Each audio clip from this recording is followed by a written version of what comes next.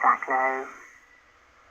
We begin with the latest in South Korea's political drama. The National Assembly Speaker has announced that the motion to impeach President Yoon Suk-yeol has failed due to a lack of voters. The country has been in turmoil since his surprise declaration of martial law. The bill was submitted by 6 opposition parties. They did not have the two-thirds majority required to pass the bill and needed the support of at least 8 ruling party members. But most members of the ruling People's Party left the Assembly Hall ahead of the impeachment vote. Some, however, returned to cast ballots. The Speaker urged other ruling party members to follow suit.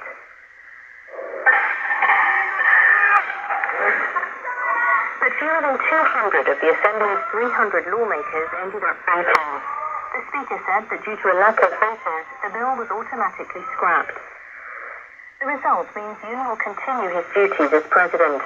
On Saturday, before the vote, he made his first address since lifting martial law after only 6 hours a few days ago. He apologized to the public and said it was up to the ruling party to decide if he would stay on. The leader of the main opposition Democratic Party, Lee Jae-myung, has pledged to remove Yoon from office by all means. He calls the president South Korea's worst risk. Local media report the opposition will try to file another impeachment motion. Yoon plunged South Korea into chaos late on Tuesday after declaring emergency martial law. The measure was lifted after being overturned in Parliament. Yoon's approval rating has plummeted to 16%. That's the worst it's been since he took office. That dismal rating was especially obvious just outside of the National Assembly. Scores of protesters gathered there. We sent NHK World's Kim Chanju to check it out. I spoke with her earlier. Chanju, what are you hearing from the crowd?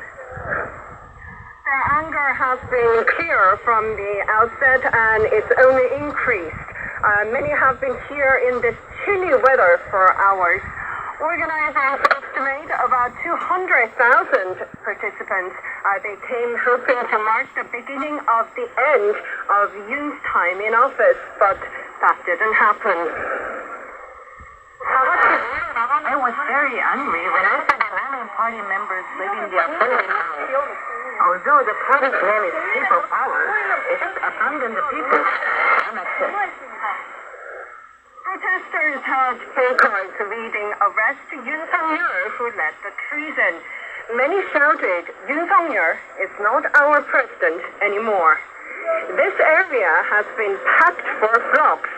Hundreds of police officers have been managing march routes and redirecting cars to minimize traffic disruptions. The protesters are loud and emotions are high, but the situation has been relatively orderly. Yoon has apologized for the martial law declaration. How are protesters reacting to that? They say it's not good enough. In fact, for many, it only fuels their anger further. They also worry how the turmoil will affect the country's economy and foreign policy. But the main focus remains on impeachment, and it would likely stay in mind for a while. A recent poll shows that 73% of South Koreans support it, and opposition parties had said they would try again if their motion failed. Our senior international correspondent and NHK former Bureau Chief, Aoki Yoshiki, has been following the vote and joins me now. What are your thoughts on the boycott by most of the ruling party's lawmakers? Well, I think many of them basically chose what they saw as the lesser of two evils. It's obvious that many think Yoon was wrong to declare martial law, but the lawmakers also had to think about their own political futures. If the Constitutional Court approved the impeachment, then the president would have been removed from office and there would be a new election. People Power Party lawmakers likely see the scenario as much more of a burden of the party. But it doesn't appear the controversy surrounding Yoon will go away anytime soon. So what does this mean for him and his party? Well, it makes things very tricky for both. Yoon may remain president, but he's become a political pariah. I don't think he's recovering from this, and I think the party will try to distance itself from him.